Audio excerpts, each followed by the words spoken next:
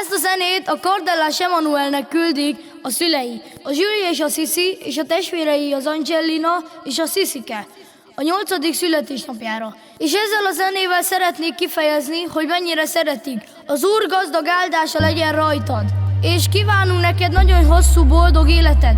Boldog születésnapot, Emanuel! Legyetek szerencsések! 8 éves lettél, Emanuelünk, ma van a szülinapod, az Isten éltessen. Drága, szép, fehérbőrű kis hercegünknek, ami Emanuelünknek szóljon most ez a Emanuel.